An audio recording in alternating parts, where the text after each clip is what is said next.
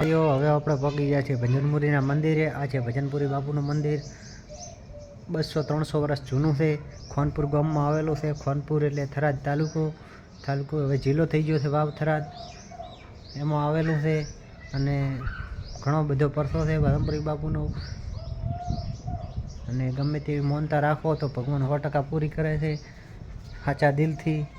આ ભજનપુરી બાપુનું મંદિર, આ રઘનાથપુરી બાપુનું મંદિર છે, એ ગરુ છે અમારા।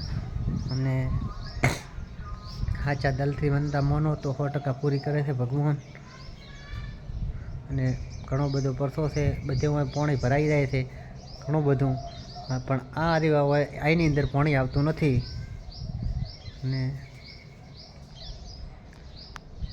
ગૌશાળા છે, બધું સારું એવું છે, દર્શન કરવા આવો।